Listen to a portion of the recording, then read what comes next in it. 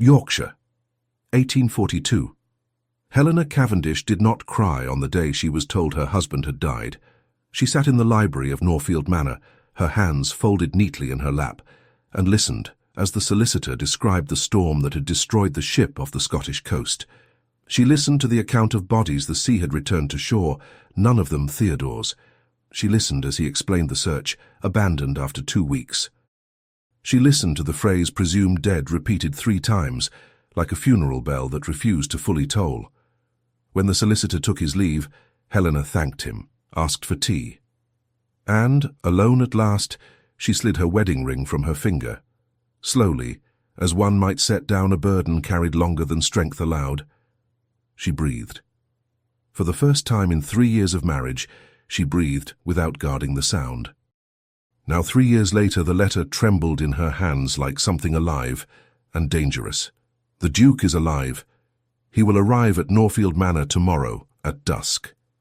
Helena read the words again and again, as if repetition might turn them into a lie. Alive. Theodore Cavendish, the man who had scorned her in silence, who had ignored her as though her presence were a tolerated error of duty, was alive, and he was returning. She should have felt relief, gratitude, perhaps even joy. Instead, panic rose sharp and sudden in her throat. For 3 years she had lived unobserved, invisible but free. Dared to smile without permission, dared to believe that her life, at last, belonged to her. Helena stepped closer to the hearth and held the letter above the flames. All she had to do was let go, let the fire consume the words, and pretend she had never read them. But she did not release it. Because Theodore Cavendish was returning from the dead, and she would have to face him, or vanish once more into the shadow he cast over everything. If you too cherish period stories, those that whisper like old letters and echo like longing hearts, leave your like and subscribe to the Countess's Tales. Your support allows these narratives to cross oceans and reach more souls around the world. And before you go, tell me in the comments which city and country you're watching from. It's always enchanting to discover how far our stories travel. At 26, Helena Cavendish had been a widow long enough to recognize with unsettling precision the weight of everything she had never been given. She had married at 20, bound to Theodore Cavendish, 4th Duke of Norfield, in an arrangement stitched together by her father, a viscount drowning in debt, for whom his daughter's marriage was a final attempt to preserve the family estate. Theodore had agreed because he required an heir. Helena had agreed because no alternative had been offered. The marriage had been a sentence. He had never raised a hand, never raised his voice. Yet Theodore's cruelty lived in silence, in the way he ignored her for weeks at a time, in the way he referred to her in the third person even when they shared the same room, in the way he treated her as part of the house's inherited furnishings. When word of his death arrived 3 years earlier, Helena had felt something she had not dared to name. It had not been joy, nor grief. It had been relief, quiet, contained, almost shameful. As though for the first time, the world had taken a single step back. In the years that followed, she changed. She took over the management of Norfield's lands with the help of Hugh Meredith, the long-serving steward Theodore had rarely listened to. She earned the servants' quiet respect. She built a life without witnesses, morning walks, afternoons of reading, silent evenings, nothing grand, but ordered, her own. And now, Theodore was returning. Helena paused by the window. Mist lay over the Yorkshire fields like a pale veil. Outside, life continued without interruption. Inside her, something old stirred, something she had believed buried. She did not know who he would be when he came back, but she knew, with uncomfortable clarity, who she no longer was. She would not be the woman he had left behind. Chapter 1. The Returning Ghost. Helena woke before dawn, not by choice. Sleep had abandoned her in the small hours, replaced by a restless vigilance that kept her staring at the ceiling until the first light began to seep through the curtains. The day had arrived, the day Theodore would return. She dressed alone, refusing Mary's help, the maid who had tended her since she came to Norfield Manor. She chose a simple dark green dress, high-necked, long-sleeved, unadorned. She pinned her brown hair into a low knot, leaving a few loose strands to soften the oval of her face. At 26, her green eyes had learned to observe in silence, and her mouth had been trained not to ask. She descended the stairs without a sound. Norfield Manor rose in pale stone at the heart of Yorkshire, surrounded by wide gardens and fields that vanished into the distance. Over the past 3 years, Helena had transformed the house. Not into luxury, Theodore had always despised display, but into order. The harvests were stronger. The tenants' roofs had been repaired, the accounts balanced, the estate breathed, and everyone knew it breathed only so long as no one chose to claim the right to command it. During her husband's absence, the title of Norfield had passed by law to a distant cousin of Theodore's, a man who had never set foot in Yorkshire and was content to collect the rents. By convenience and necessity, the management of the house and lands remained in Helena's hands. Tolerated because everything worked, now all of it could be taken from her. In the kitchen, she found Mrs. Beatrice Harlow, the grey-haired housekeeper with her rigid posture, preparing the morning tea. The woman looked up at once. "My lady should not be down here alone." "I couldn't sleep," Helena replied, sitting at the servants' plain table. "The Duke arrives today." Mrs. Harlow was silent for a moment. Then she placed a cup before her, steam rising in delicate threads. 3 years is long enough to change a man, she said at last. Helena wrapped her hands around the cup. Or to reveal who he has always been. The housekeeper sighed, a rare gesture. "If you need me, I'll be nearby, as I always have been." Helena nodded. It had been Mrs. Harlow who stood beside her when news of the wreck arrived. Who remained when the world seemed at once to collapse and rearrange itself. She had never asked questions, never offered excess comfort. Helena drank her tea and stepped outside. The morning air carried the scent of damp earth and crushed leaves. She walked toward the stables where she found Hugh Meredith inspecting the horses. He was a man in his 40s, broad-shouldered, with hands shaped by work. Dark hair streaked with early grey at the temples. "Lady Norfield," he greeted, removing his hat. "I thought you might not wish to spend the day alone." She allowed herself a small smile. "Am I that predictable?" "No, my lady, but certain eves carry their own weight." Helena looked out across the fields. Hugh had managed the lands for 15 years. Theodore had never listened to him. After the Duke's death, it was with Hugh that Helena reorganized Norfield and kept it from the ruin Theodore had ignored out of pride. "What happens now?" she asked softly, "when he walks through that gate?" Hugh folded his arms. "That depends on the man who returns. The sea changes people. Loss does too." She wanted to believe him, but her memory of Theodore remained intact. The cold gaze, the polite disdain, the quiet cruelty of making her feel dispensable. "And if he comes back the same?" she asked. Hugh held her eyes. "Then you decide what you are no longer willing to lose." The words lingered between them. Helena returned to the house once the sun stood high. She kept herself busy. Accounts, instructions, small adjustments, anything to avoid waiting. Still, every sound made her pause. Every door, every step. And then, at dusk, she heard it. Wheels on stone, hooves, men's voices in the courtyard. Helena was in the library when Mrs. Harlow entered, pale. "My lady, he has arrived." Her heart raced. Helena closed the book she had not been reading and rose. She smoothed her dress, drew a breath. Then walked toward the hall. Beneath the chandelier's golden light stood Theodore Cavendish, but he was not the man who had left. He was thinner, his shoulders still broad, but his face was marked by lines she did not recognize. His dark blonde hair had grown longer, untamed.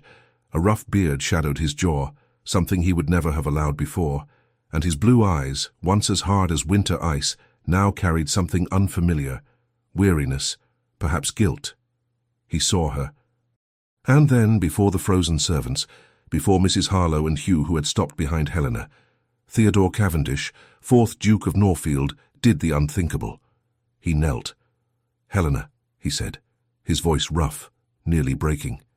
Please, forgive me. Chapter 2. The Weight of Silence. Theodore Cavendish had not expected the words to hurt so much as they left his lips. Kneeling in the entrance hall of Norfield Manor, his own house, the place he had ruled with distance and restraint, he felt the weight of 3 years collapse onto his shoulders, cold marble beneath his knees, the dense silence pressing in from all sides, servants frozen in place, unsure where to rest their eyes. And Helena.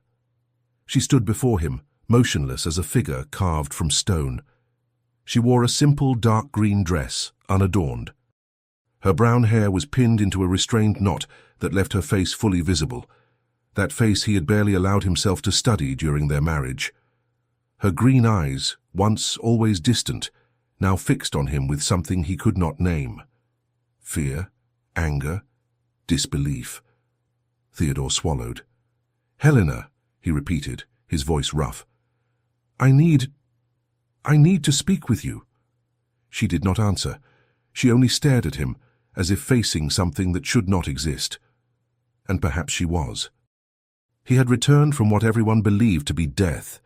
It was Hugh Meredith who broke the silence. Theodore recognized the estate manager at once, the man he had ignored for years, whose warnings he had dismissed with indifference. Hugh stepped forward, placing himself almost imperceptibly between Helena and the Duke, in a gesture that was not aggressive, but unmistakable. "Your Grace," Hugh said, his tone controlled. "Is my lady well?" The question was not addressed to Theodore. It was meant for Helena. Something tightened in Theodore's chest. That man spoke to her as someone who had the right or the duty to protect her, as if Helena needed protection from him. "You made her need it," an unwelcome voice whispered inside him. "You taught her to fear your presence." Helena moved at last. She raised her hand in a small but decisive gesture. "I am well, Hugh. Thank you." Her voice was steady, steadier than Theodore remembered. During their marriage, Helena had spoken little, and when she did, there had always been restraint, as though each word required permission. Not now. Theodore rose slowly, his body protesting. 3 years of cold, hunger, and uncertainty left marks that did not fade easily. He had always been taller than Helena, but in that moment he felt at a disadvantage. "May we speak?" he asked, looking only at her. Helena held his gaze. "Everyone, please," she said calmly. "Mrs. Harlow, Hugh, Mary." "Thank you, but I need a moment." Mrs. Harlow hesitated. "My lady, are you certain?" "I am." One by one the servants withdrew. Hugh was the last to leave. Before closing the door, he gave Theodore a direct look, undisguised. It was not a threat. It was a warning. Theodore understood. They were alone. The silence became almost physical. Theodore did not know where to begin. There were too many explanations, too many apologies, and none seemed sufficient. "You are different," Helena said at last. It was not accusation, it was observation. "The sea changes a man," he replied, "or solitude, or the time spent believing one will never return." He looked down at his hands, rough now, marked by new scars. Helena crossed her arms. "Why did you come back?" The question struck with precision. "Because this is my home," he began, then stopped when he saw her expression. There was no fury there, something deeper.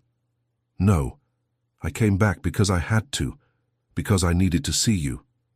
I needed to say that I am sorry." 3 years, Theodore," she said. Her voice wavered only for an instant. 3 years. "Do you know what I felt when they told me you were dead?" He remained silent. "Relief," Helena continued, as if confessing something forbidden. "Then guilt. Guilt for feeling relief at my husband's death. What kind of woman does that make me?" Theodore took a step toward her, driven by old instinct. Helena stepped back. He stopped. "You are not cruel," he said with effort. "You never were. I made you feel invisible. I made you believe you did not matter, and you did, you always did. I was the one who failed to see." "And now you do?" she asked, her voice steady again. 3 years gone, and suddenly you see?" He did not defend himself. I don't know when I began to see. I only know that I spent every one of those days thinking about what I did and what I lost. Helena looked away, turning toward the window. I am tired, Theodore. Too tired to resolve this now. You may stay. This is still your house. But do not ask me to pretend that nothing has changed. I won't, he replied quietly. I ask only for the chance to prove that I have.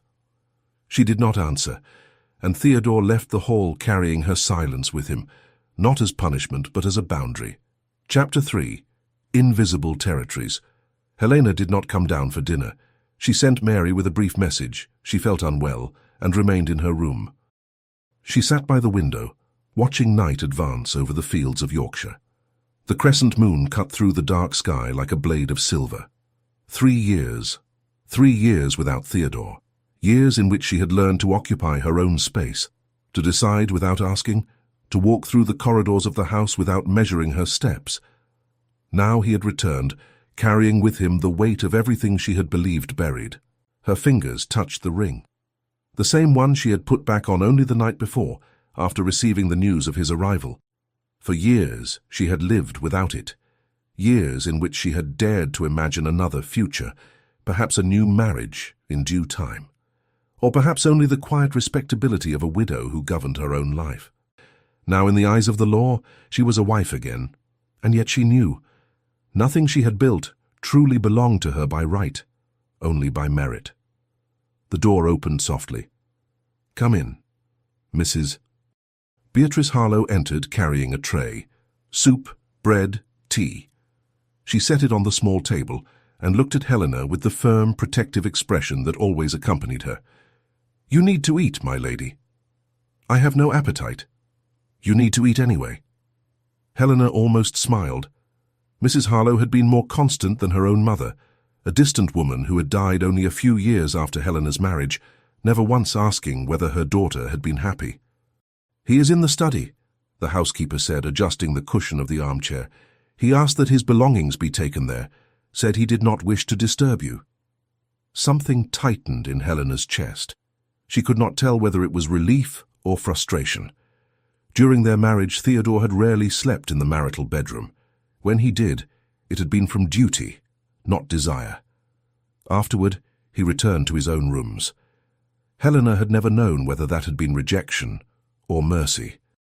He seems different, Mrs. Harlow continued. Thinner, more tired. There is something in his eyes I have never seen before. The sea does that, Helena murmured, repeating words she had already heard. Not only to the body, my lady. When he looked at you in the hall, the housekeeper stopped herself. It was not the same look. Helena lifted the teacup to her lips.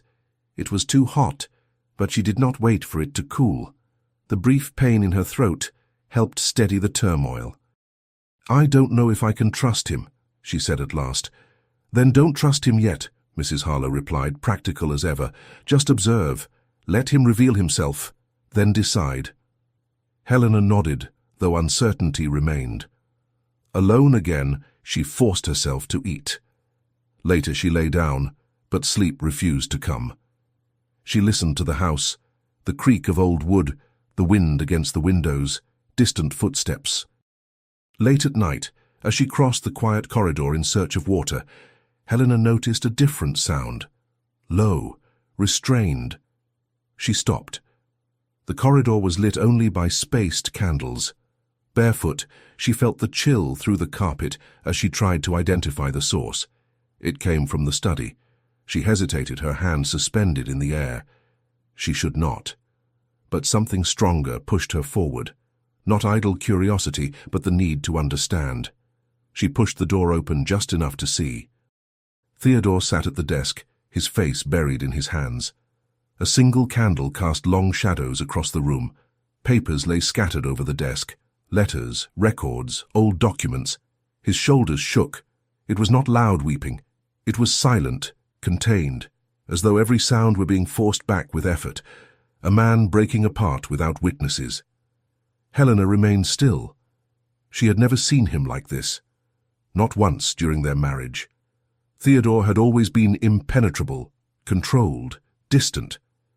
That sight, the Duke folded in on himself, felt almost indecent. He did not notice her presence. Helena retreated with the same care with which she had entered. She closed the door without a sound and returned to her room, her heart racing. She lay down, but the image remained. Theodore in the dark. Theodore without authority. Theodore. Human. She did not know what it meant, but something had shifted. The next morning, she rose early. She went down to breakfast and found Hugh Meredith in the dining room, reviewing papers. "Good morning, my lady." "Good morning, Hugh. I need honesty." He looked up. "What will change now?" Helena asked, "with the Duke's return?" Hugh chose his words carefully. "By law, His Grace resumes authority. Final decisions are his. But you transformed this estate. The tenants trust you. If he tries to undo everything—" "There will be resistance," Helena finished. Hugh nodded. "And not only from them." Helena set down her cup. For 3 years she had built something real, and Theodore had returned with the right to claim it or destroy it, but perhaps the man who had returned was no longer the same. "Continue as always, Hugh," she said. "I will speak with him." Hugh looked surprised. "Are you certain?" "I am." Her voice did not waver. "If he has changed, he will need to understand that this house has changed as well, and that I have changed with it." And for the first time since Theodore Cavendish's return, Helena felt whole within her own territory. Chapter 4.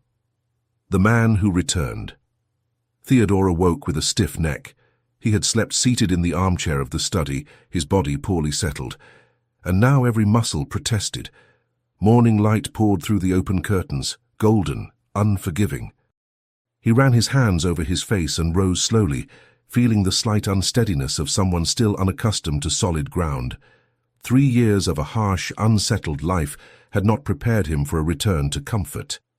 He looked around. The study remained exactly as he had left it. Dark mahogany shelves, the heavy desk, the burgundy rug. Everything intact, as if that room had been suspended in time, while the rest of the house had moved forward without him. But the rest of the house had changed. He had noticed it the night before crossing the corridors. Small signs, fresh flowers arranged with care, lighter curtains, the scent of beeswax mingled with lavender.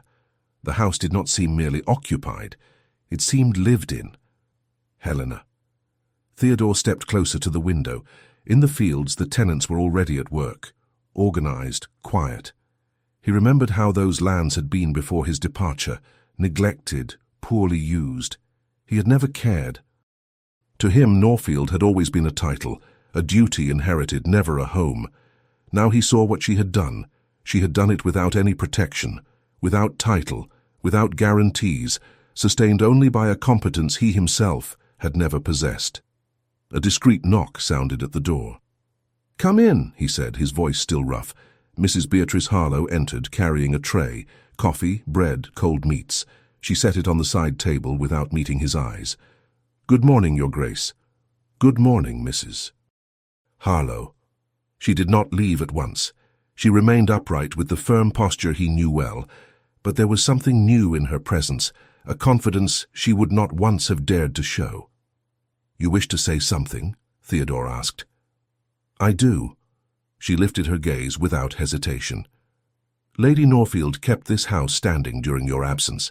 She saved the estate from ruin. She earned the trust of the servants and the tenants.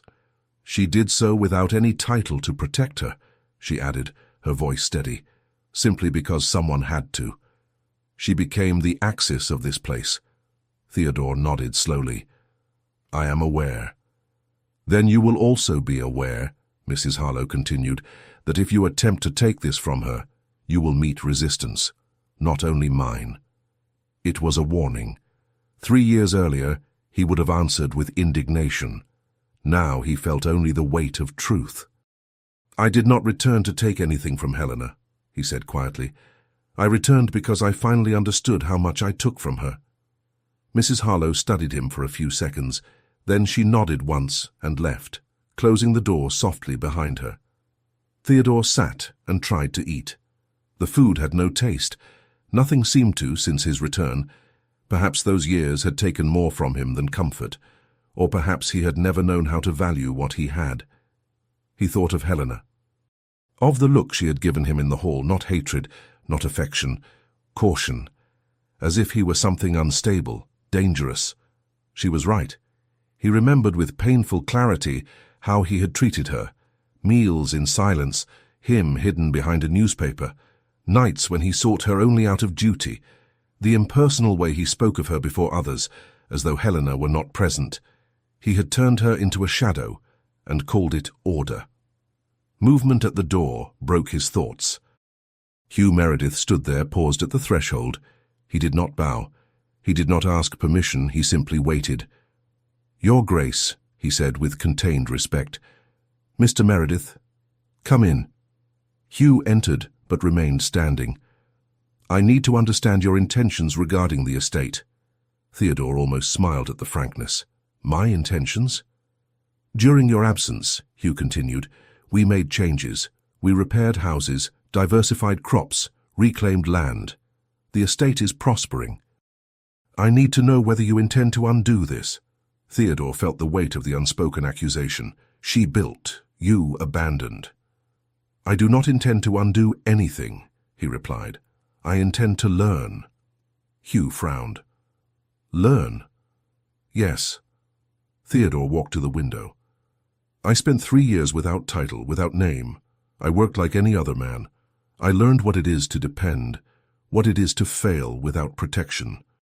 And I understood that everything I built before, this house, this name, this marriage, was sustained by blindness." He turned back to Hugh. "I did not return to impose. I returned to understand. And, if I am allowed, to do better." Hugh was silent for a moment. "The person who needs to hear that is not me," he said at last. "It is Lady Norfield." "I know," Theodore answered, "and I do not know whether she will listen." "Then discover how to deserve that she does," Hugh said. He moved toward the door, then stopped. "And know this, Your Grace, if you harm that woman again, you will answer to more than her." Theodore nodded. "I understand." When Hugh left, Theodore remained by the window, for the first time not as master of the house, but as someone who needed to prove he had the right to remain within it. Chapter 5. Fragments of the Wreck. Helena found Theodore in the library. Not by chance. She had asked Mrs. Harlow to inform him that she wished to see him there at 10 o'clock. It was nearly noon when he appeared, his hair still damp, as though he had just washed. He wore simple clothes, dark trousers, a white shirt without a tie. Nothing that resembled the irreproachable Duke she had once known. "You sent for me," he said, stopping at the threshold. "Yes." Helena closed the book she had not been reading. "We need to talk." "About the estate?" Theodore nodded and entered, but remained standing near the cold fireplace. His hands were in his pockets, his posture tense. He did not look comfortable in a space that had once belonged to him without effort. "Over the last 3 years," Helena began, her voice controlled, "I implemented changes at Norfield. The tenants' houses were repaired, crops were diversified, contracts renegotiated. The estate became profitable again when it was on the brink of ruin." He did not interrupt. "Hugh Meredith was essential," she continued. "The suggestions you once ignored were the very ones that kept this house standing, and now you have returned." She paused. "I need to know what that means, whether you intend to undo everything, whether you intend to remove me from this." The last sentence came out softer. Helena hated the slight instability in her voice. This mattered, more than pride, more than resentment. Theodore took a step forward. "I will not take anything from you," he said. "Not this time." "Words are not enough," she replied, lifting her chin. "I need to understand why I should believe you." He drew a deep breath, as if bracing himself for something inevitable. "You are right." He looked down at his hands. "Allow me to explain, not to justify myself." "But so you understand what happened?" Helena gestured briefly toward an armchair and sat. She waited. Theodore remained standing. "The ship was struck during a storm. I was on deck when the wave hit. I remember the water, the impact, and waking on a beach. He closed his eyes for a moment.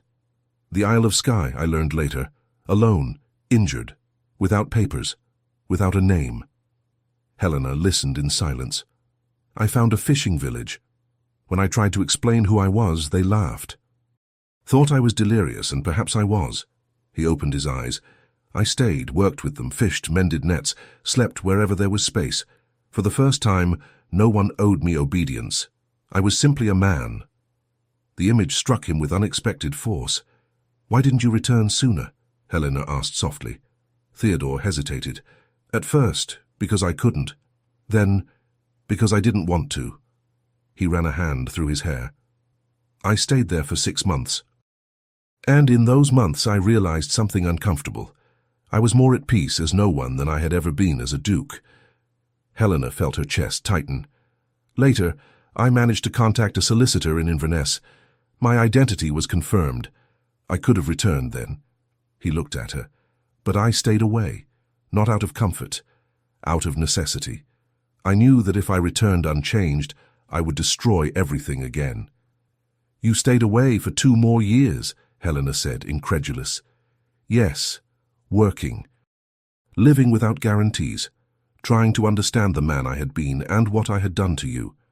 Helena rose slowly. "And you believe you learned?" Theodore did not move closer. "I learned that I was blind, that I wasted the time I owed you, that I made you smaller because I could not bear to see clearly."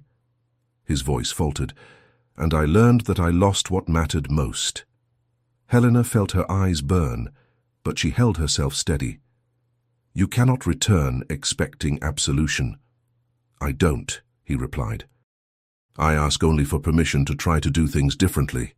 She studied him with true attention. The scars on his hands, the contained exhaustion, the way he held himself rigidly, like someone afraid of collapsing. This was not the man who had left. "Very well," she said at last. "You may stay. You may observe.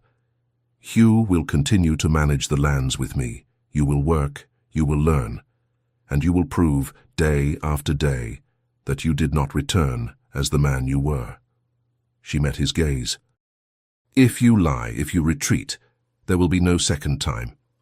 "I understand," Theodore said, and for the first time something like hope crossed his face. Helena walked to the door. "And do not sleep in the study anymore," she added. "There is a guest room in the east corridor. Use it." She left before he could reply. As she walked down the corridor, Helena understood that something had shifted. Not trust, not forgiveness, but space. And for now, that was enough. Chapter 6. The Shadow of the Heir. Theodore spent the morning walking the estate beside Hugh Meredith, not as a duke inspecting his domains, as an apprentice, observing someone who knew what he was doing. Hugh showed him the restored fields, the tenants' cottages, new roofs, reinforced walls, small kitchen gardens that had not existed before. He explained the crop rotations, the renegotiated contracts, the credit system Helena had established to prevent families from falling into debt. Theodore listened, making mental notes. Every detail was a silent accusation of how much he had neglected this place. "How long did it take to put all this in place?" Theodore asked, stopping in front of a recently repaired cottage. 2 years, Hugh replied.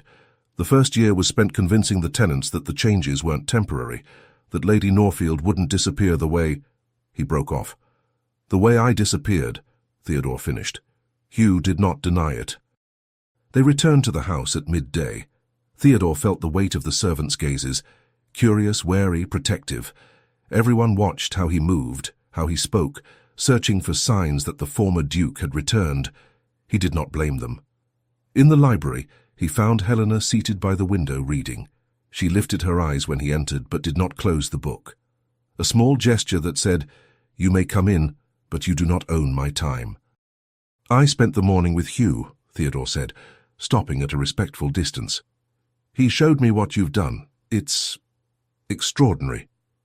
Helena marked her page and set the book aside. "I did what was necessary." "You did far more than that." Theodore sat in the chair opposite her, keeping the table between them. "And I understand now that all of this, everything you built, has no legal protection." Helena watched him closely.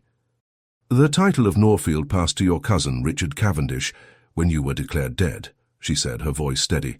"He never came here. He was content to receive the rents and let me manage things. But legally—" She hesitated. "Legally, I have no right to any of it." Something tightened in Theodore's chest. "Richard," he repeated, the name bitter on his tongue.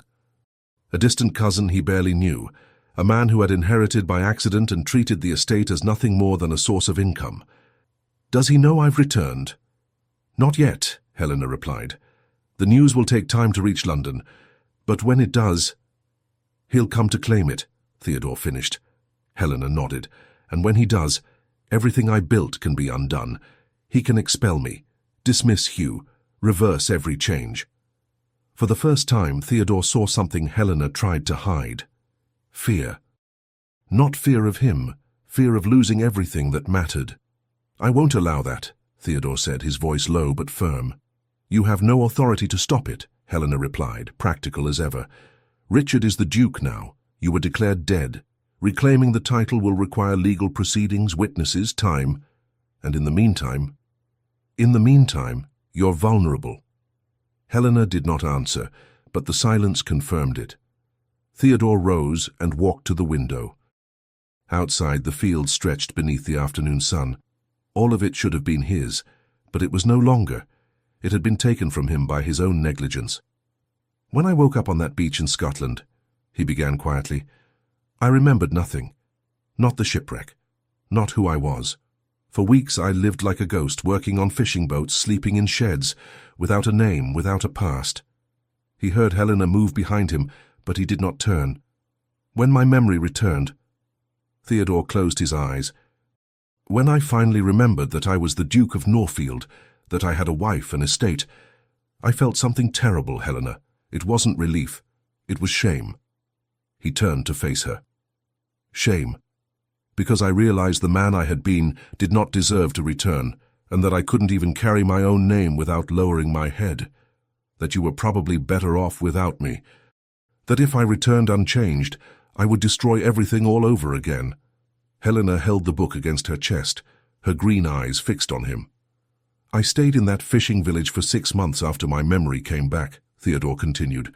6 months, knowing who I was, where I belonged, and choosing not to return. Not out of courage, out of cowardice. Because I was afraid to come back and discover that nothing in me had changed, that I would still be the cold, arrogant, empty man you knew." His voice trembled. "So I stayed. I worked. I broke my body until my soul began to break as well. I learned what it was to be treated as an equal, what it was to earn respect through merit. And slowly, I began to understand how much I had wasted, how much you deserved more, how much I needed to become someone worthy of asking for forgiveness." Helena placed the book on the table, her fingers trembling slightly. "You chose to stay away for 3 years, out of shame." "Out of necessity," Theodore corrected, "because I knew I had only one chance, one single chance to return and prove that I had changed, and if I came back too soon, before I was ready, I wouldn't even have the right to ask you to look at me." The silence between them was dense, heavy. "And now?" Helena asked softly. "Are you ready?" Theodore looked at her. Truly looked. At the woman he had ignored, who had flourished in his absence, who had built a kingdom without a crown. "I don't know if I'll ever be completely ready," he admitted. "But I'm here, and if Richard comes, if the law tries to take from you what you earned, I'll fight. Not for the title, but for the right to stand beside you while you continue to be who you've become." Helena watched him for a long moment. Then she stood. "There's a meeting with the tenants tomorrow," she said carefully. "Hugh and I review the contracts every season. If you want to learn, be there. 9 o'clock in the morning. And, Theodore," she met his gaze, "do not speak unless you know what you're talking about. These people trusted me when no one else did. I will not let you destroy that." "I won't," Theodore promised. "I'll only observe and learn." Helena nodded and walked toward the door. She stopped at the threshold. 3 years is a long time to carry shame, Theodore. I hope it was worth it." She left, and Theodore remained alone, staring out over the fields, knowing that Richard would come. And when he did, Theodore would have to prove not only that he had changed, but that he deserved the chance to remain. Chapter 7. The Weight of Choice. Helena woke with a knot in her stomach. The meeting with the tenants would take place in a few hours, and for the first time in 3 years she did not feel entirely in control. Theodore would be there. Watching, he had said, learning. But what if he spoke? What if he tried to impose an authority he no longer possessed? What if, at the sight of him returned, the tenants decided she was no longer necessary? She dressed carefully. She chose a simple brown dress, practical, with long sleeves. She pinned her hair into a firm knot. When she faced the mirror, she saw the woman she had learned to become, one who knew how to occupy space. But that morning, the space felt less secure than before. She went down for breakfast. Theodore was already there, seated at the smaller table in the dining room, not at the head as a duke would have sat, but along one side. He wore simple clothes, a white shirt, a dark waistcoat, no coat. He looked deliberately restrained, almost invisible. "Good morning," he said when he saw her. "Good morning." Helena poured herself tea and took the seat opposite him. The silence between them was not hostile, but dense, heavy with anticipation. "I'm uneasy," Theodore said at last. She looked up. "Why?" "Because I don't know how I'll be received. I don't know if they'll respect me, or listen to me." He glanced down at his hands. "And perhaps I don't deserve to be heard." Helena took a sip of tea before answering. "They don't know who you are now, Theodore. They know the Duke who ignored their needs, who left everything in the wrong hands while he was absent. To them you represent a threat." He nodded slowly. "And to you?" he asked. "Am I still a threat?" The question caught her off guard. Helena set her cup down with care. "I don't know yet. You say you've changed, you show signs of it, but words mean very little. What matters are actions, and those take time." "Then give me time," he said quietly. "I'm not asking for trust." "Only time." Helena held his gaze. His blue eyes were no longer cold. There was weariness in them now, and something close to humility. Still, she did not soften. "Very well. But during the meeting you remain silent. You do not interfere. You do not offer opinions, you observe, is that clear?" "Perfectly." At that moment, Hugh entered the room carrying a folder of documents. "Good morning. The tenants have begun to arrive. They're gathered in the large barn." Helena rose, smoothing her dress. "Let's go." They walked to the barn in silence. The wide structure had been prepared with makeshift benches and a table at the front. About 20 men and women were waiting, faces marked by labor, rough hands, simple but well-kept clothing. When Helena entered, everyone stood, a gesture she had earned through consistency and fairness. When Theodore entered behind her, the silence shifted. It became cautious, heavy.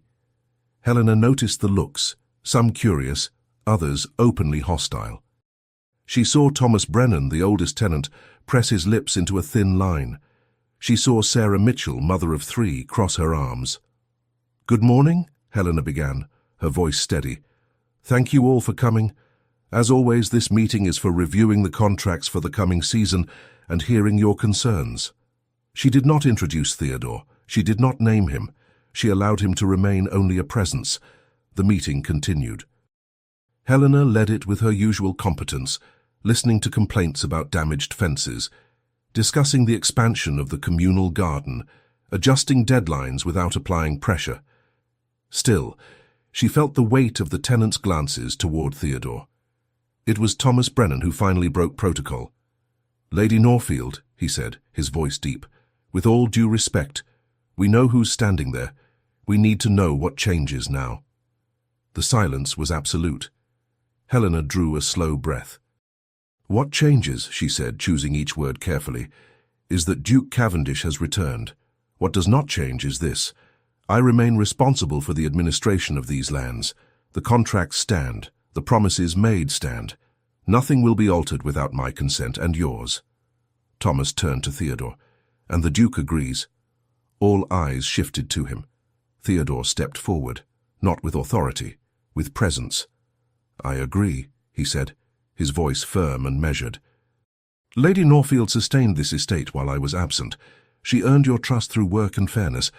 I did not return to undo that. I returned to learn, and, if you allow me, to help. Sarah Mitchell leaned forward. Help how? By giving orders? No, Theodore replied. By working. Where fences need mending, I'll mend them. Where crops need tending, I'll be there. Not as a duke, but as someone who owes a great deal to this land, and to all of you. The silence stretched on. Then slowly Thomas Brennan nodded. We'll see, Your Grace. The land tends to speak the truth before men do. It was not acceptance. It was cautious tolerance. But it was a beginning. The meeting continued. Theodore returned to the back, honoring his promise of silence. Helena guided the rest with steady resolve, yet something inside her had shifted. He had not tried to impose authority. He had offered work. When it ended, Helena was gathering the papers when Theodore approached. Did I do as I should? He asked quietly. You did. She met his eyes. But promises are only the beginning. If you show up tomorrow to work, they'll begin to watch. If you don't, I'll be there, he said. Every day. Helena nodded.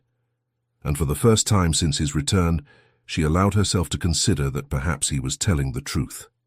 Chapter 8. Hands That Build. Theodore woke before dawn. He had not slept well. His body ached with anticipation, or perhaps with fear. He had promised to work on the fences. He had promised to prove that he had changed. Now he had to deliver. He dressed in the simplest clothes he could find: dark, worn trousers, an unadorned linen shirt, old leather boots.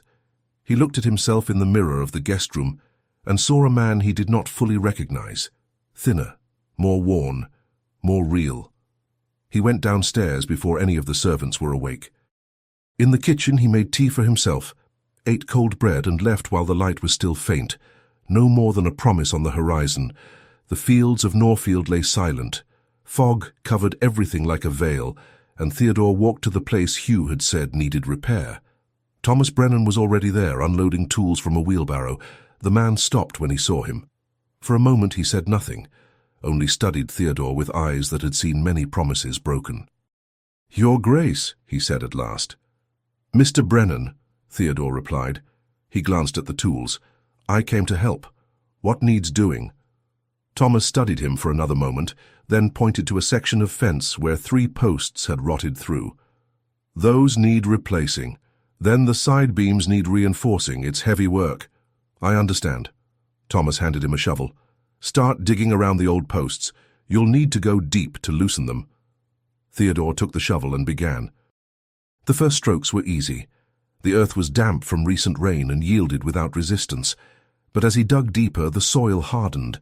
His hands began to ache. His shoulders burned. He ignored it. He thought of the 3 years in Scotland, of hauling nets until his palms bled, of mornings when he woke unable to close his fingers. This was no different. Just another kind of labor, another kind of trial. Thomas worked beside him in silence. He offered no help, made no comments. He only watched, measuring every movement. After an hour, Theodore managed to loosen the first post. He was sweating, filthy, breathless, yet there was something deeply satisfying about it, something solid and tangible. Well done, Thomas said flatly. 2 more to go. Theodore nodded and continued. Halfway through the second post, other tenants began to arrive. First, 2 young men Theodore did not recognize, then Sarah Mitchell, carrying clay jugs of water. She stopped when she saw Theodore covered in dirt, his hands filthy, working like any other man. Your Grace, she said, surprised. Theodore wiped sweat from his brow with his sleeve. Mrs. Mitchell. She held out one of the jugs. Water. He drank. It was cool, with the taste of metal and earth, the best water he'd had in days. Thank you. Sarah glanced at Thomas, who only shrugged. Then she turned back to Theodore. You need gloves. Your hands will tear. Theodore looked at his hands. already marked with fresh blisters over old scars. "I don't have any." Sarah sighed and pulled a worn pair of gloves from her apron. "Use these. They belong to my husband. I won't be needing them now." The weight of those words lingered. Her husband had died 2 years earlier. Theodore remembered faintly. A fever that had taken half the village. Helena had organized care, medicine, food. He had not even known at the time. "Thank you," he said, accepting the gloves. Sarah nodded and walked away. The work continued. Theodore dug, lifted, carried. His muscles burned, his back screamed. But he did not stop. He could not stop. Every shovelful of earth, every replaced post, was proof. A small act of redemption. It was mid-afternoon when he heard a familiar voice. "You're doing well." He turned. Helena stood a few yards away, wearing a simple dark green dress with a shawl over her shoulders. Her hair was pinned up, though loose strands danced in the wind. Theodore set the shovel aside. "I came to see if you'd keep your promise," she said, stepping closer. She looked at the fence, at the new posts already set in place. "And you did." "I said I would," Theodore replied, wiping his dirty hands on his trousers. "Every day." Helena looked at him. Truly looked. She saw the dirt on his face, the sweat-soaked shirt, the wounded hands even through the gloves. "Your hands are hurt. They'll heal." She hesitated as if she wanted to say more, but Hugh Meredith appeared then, carrying additional tools. "Lady Norfield," he greeted her. Then he turned to Theodore. "Your Grace, good work. Thomas tells me you didn't even stop for lunch." Only then did Theodore realize it was true. He hadn't eaten, hadn't stopped. He had been too focused on proving himself to remember anything else. "Go eat something," Helena said, not as an order, but as concern. "You don't need to kill yourself on the first day." "I'm not killing myself," Theodore replied. "I'm learning." Helena held his gaze for a long moment. Then she nodded. "Very well. But tomorrow, bring food, and drink more water." "Yes, my lady." She almost smiled. Almost. Then she turned and walked back toward the house with Hugh. Theodore returned to his work. When the sun began to set, the fence was repaired. The new posts stood firm. The beams were reinforced. Thomas Brennan examined the work, ran his hand along the wood, testing its strength, and nodded. "Good work, Your Grace." It was not enthusiastic praise, but from Thomas it was acceptance. Theodore returned to the house as night fell. Every muscle ached. He climbed the stairs slowly, entered the guest room and washed at the basin. The water darkened with dirt and sweat. He was about to lie down when he heard hurried footsteps in the corridor. Mrs. Harlow knocked on the door. "Your Grace." "Lady Norfield needs to see you at once." Theodore went down immediately, his shirt still unbuttoned.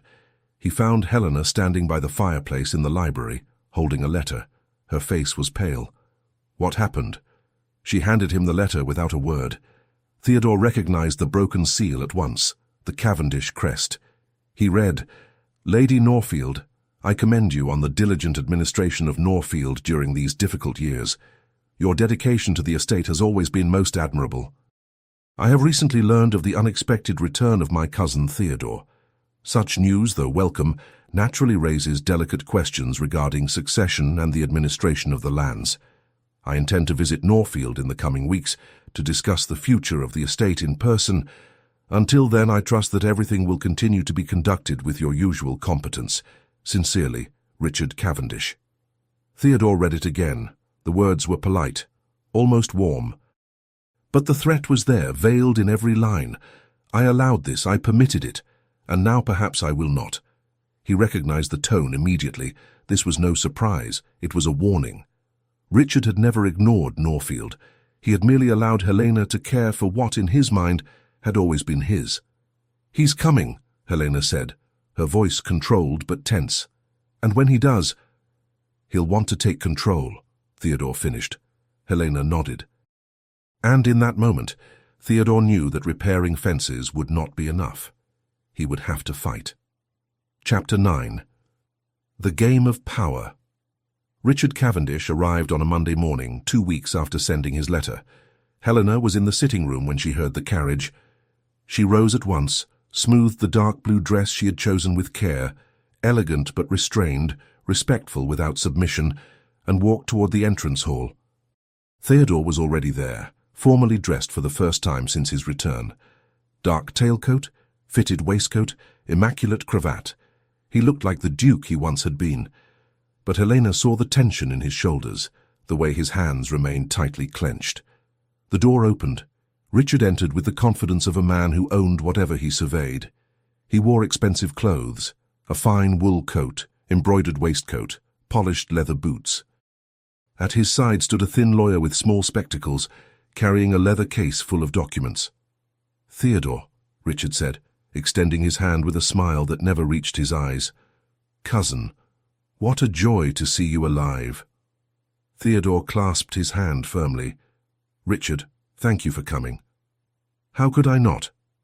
Richard turned to Helena, offering a polite bow. "Lady Norfield, you look even lovelier than the last time I saw you." Helena inclined her head in a measured curtsy. "Mr. Cavendish, welcome to Norfield Manor." The correction did not go unnoticed. She had not called him Your Grace. Technically, he was still the Duke of Norfield, but Helena would not grant him that recognition so easily. Richard smiled, clearly amused. "I imagine you have much to tell me. 3 years is a considerable span of time." He glanced around the hall, assessing. "The house is well kept." "My compliments, Lady Norfield." "Thank you." "I would like to review the estate records," Richard continued, in the casual tone of a man asking for tea. "My solicitor, Mr. Whitby, will remain for a few days to audit the accounts. A mere formality, of course." It was not a formality, it was an invasion, a reassertion of control. Hugh appeared at the entrance to the room, arms crossed. He said nothing, but his presence was a silent warning. "The records are at your disposal," Helena replied, her voice steady. "Everything is in order, as it has always been." "I have no doubt," Richard said lightly, "but with Theodore's return, it is only prudent to clarify certain transitions. Delicate legal matters must be addressed." Theodore stepped forward. "What matters?" Richard turned to him, his expression cordial, yet unyielding. "You were declared legally dead, Theodore. The title passed to me. The estate, the revenues, everything. Your return is, of course, wonderful news, but it does not automatically erase the last 3 years. There are procedures, courts, time." "How much time?" Helena asked. "Months. Perhaps a year." Richard shrugged. "And during that period, I remain the Duke of Norfield, with all the responsibilities and rights that entails." In that moment, Helena understood the full game. Richard had never truly been absent. He had simply chosen not to interfere while she kept everything running. "I understand," Theodore said, his voice tightly controlled. "Excellent." Richard smiled. "Then there will be no misunderstandings. Now, I would like to settle in. I assume my usual chamber is prepared?" Helena hesitated for only a second. "It is." Richard nodded and ascended the stairs, followed by his solicitor. When they disappeared from view, Helena felt her legs weaken. She steadied herself against the hall table. "He came to stay," Hugh said quietly, anger vibrating beneath the calm. "Not to visit, to stay." "I know." Theodore approached her, his jaw rigid. "I won't let him take this from you. How will you stop him?" Helena turned on him, frustration finally breaking through. "He's right, Theodore. The law is on his side. You were declared dead, he inherited, and now he can undo everything. He can dismiss Hugh, reverse the contracts, strip me of all authority. Leave me here as an ornament, without a voice, without power, without anything." "He can't," Theodore insisted. "He can." Her voice rose, cracking. "I have nothing, Theodore. No legal claim. I ran this estate by his tolerance, not by right. And now that you've returned, that tolerance is over." The silence that followed was heavy.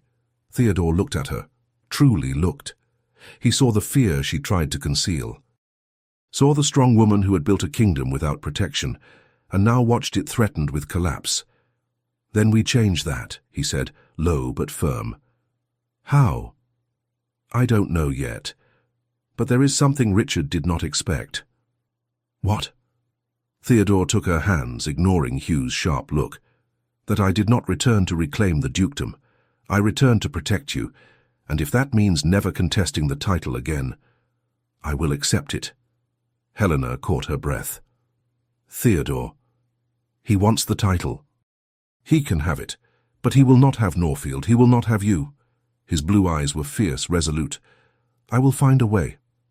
I promise." Helena wanted to believe him, wanted it so badly it hurt. But that night, when they all dined together in the formal dining room, she saw how Richard occupied the space. He took the seat at the head of the table, Theodore's place. He spoke of necessary adjustments and efficiency with the confidence of a man who had already decided everything. And Helena realized something terrible. Richard had not come merely to secure the title. He had come to prove that he could destroy everything she had built, and that there was nothing she could do to stop him. That night, lying alone in her bed, Helena wept for the first time since Theodore's return. Not from sorrow, from anger. Anger at a world where men decided her fate. Anger at having built something so fragile. Anger at herself for believing, even for a moment, that it could be different. But when morning came, the anger had hardened into something colder. Determination. If Richard wanted a fight, he would have one, but it would be a different kind of fight. One he did not expect, because he had never imagined that Helena Cavendish had learned to play outside the rules men like him had written. Chapter 10. The Sacrifice. Helena woke before dawn with a plan. It was not a perfect plan. It might not even be enough. But it was what she had. She dressed quickly, secured her hair with firm hands, and went down to the library before anyone else stirred.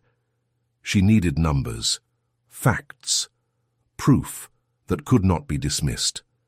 For 2 hours, she reviewed every document, profit records, renewed contracts, letters of gratitude from tenants, complete inventories. She arranged everything into a leather folder, in chronological order, with precise annotations. When Theodore entered the library, he found her surrounded by papers. "You didn't sleep," he said. "I slept enough." Helena did not look up. "I need to be ready. Richard will want a meeting today to discuss the future of the estate, and when he does, I intend to show him that he cannot simply dismantle what I built." Theodore sat beside her. "Helena, I know you want to fight, but he has the law on his side." "The law, yes, but not the truth." She finally looked at him. "This estate was failing when you left, Theodore. The harvests were poor. The tenants were drowning in debt. The houses were falling apart. In 3 years, I changed all of that. And if Richard reverses it, he won't just destroy my work. He will destroy lives." "I know." "Then he needs to know it too." Theodore hesitated, then placed his hand over hers. "And if it's not enough?" Helena closed her fingers around his, feeling the roughness of his calloused skin. "Then at least I fought." The meeting took place at midday in the sitting room. Richard sat in the principal armchair, his solicitor beside him with documents spread across the table. Theodore stood near the fireplace. Helena sat upright, the leather folder resting on her lap. "Well," Richard began, with the pleasant tone of a man conducting simple business, "I believe we all understand the situation. Theodore has returned, which is wonderful, but legally the dukedom remains mine until the courts decide otherwise, and that may take up to a year. Perhaps more." He opened his hands in a gesture of feigned helplessness. "The legal system is slow, especially in matters of succession." "And during that time?" Helena asked, her voice steady. "During that time, naturally, I will resume direct administration of Norfield." Richard looked at her with something like pity. "You've done admirable work, Lady Norfield, truly admirable. But now that Theodore has returned, there's no reason to burden you with such responsibilities." "It isn't a burden," Helena replied. "It's competence." Richard smiled. "I don't doubt it, but the estate requires a firm hand, someone with legal authority, and at present that is me." Helena opened the folder. "Then allow me to show you what that firm hand inherited from me." She laid the documents on the table, one by one. When Theodore left, Norfield produced £500 a year in net profit. Last year we produced 1,200. The crops were diversified. The tenants pay on time because the contracts are fair. The houses were repaired without increasing debt. And all of it is documented here. Richard leafed through the papers with superficial interest. Impressive. As I said, admirable work. It's not just work, Helena continued, her voice firmer now. It's trust. The tenants trust me. The servants trust me. This estate prospers because people believe their voices matter. If you undo that— I don't intend to undo it, Richard interrupted smoothly. I intend to refine it. And perhaps, Lady Norfield, you may continue assisting, under my supervision. The word assisting landed like a stone. Theodore straightened. No. Richard turned to him, one eyebrow raised. No? No. Theodore stepped forward until he stood behind Helena, his hands resting on the back of her chair. Helena will not assist. She will continue to manage Norfield fully with legal authority. Richard leaned back, amused. And how do you propose that happens, cousin? You have no title. I do. Then keep it. The silence was absolute. Even Helena turned, eyes wide. Theodore— He did not let her finish. He looked directly at Richard. Keep the dukedom of Norfield, reclaim it officially, but cede the administration of the estate to Helena, formally, through a legal contract witnessed, with clear and irrevocable terms for as long as she chooses to remain at Norfield. Richard frowned.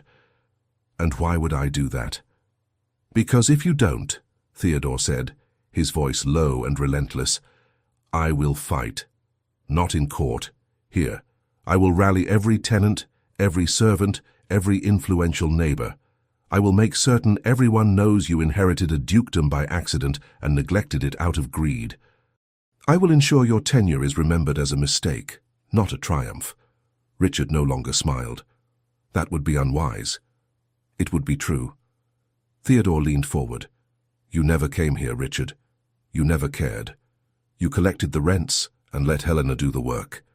If you take Norfield now, everyone will see it, and you will be known not as the Duke who saved the estate, but as the man who stole a woman's merit. The solicitor whispered something to Richard. He raised a hand, silencing him. And you? Richard asked. What do you gain from this? Theodore looked at Helena. The chance to stand beside her, not as a duke, but as a man who finally learned what matters. Helena held her breath. She could hardly believe what she was hearing. Theodore was giving up everything, title, power, inheritance for her. Richard was silent for a long moment. Then he looked again at the documents, at the numbers, at the proof. There will be one condition, he said at last. What is it? The contract will include a clause stating that if Helena leaves Norfield, through marriage, voluntary departure, or personal decision, the administration reverts to me, without contest. Theodore looked at Helena. She nodded slowly. I accept. Richard rose. Then Mr. Whitby will prepare the documents. They will be ready in 3 days. Until then, everything remains as it is. He left the room, the solicitor hurrying after him. Helena remained seated, trembling. Theodore knelt beside her chair. You gave up the dukedom, she whispered, for me.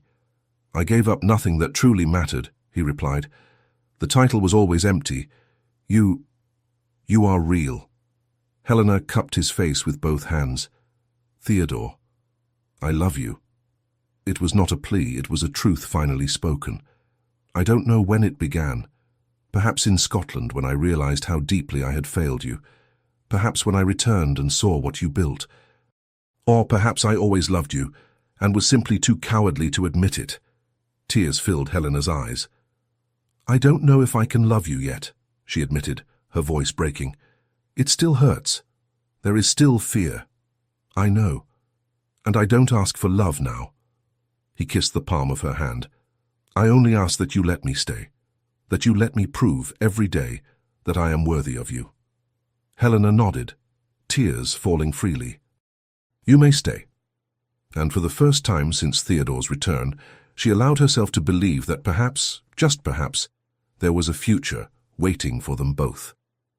Epilogue. Norfield Manor, Spring, 1844. Helena woke to the sound of hammers in the south field. She rose, wrapped herself in her robe, and walked to the window.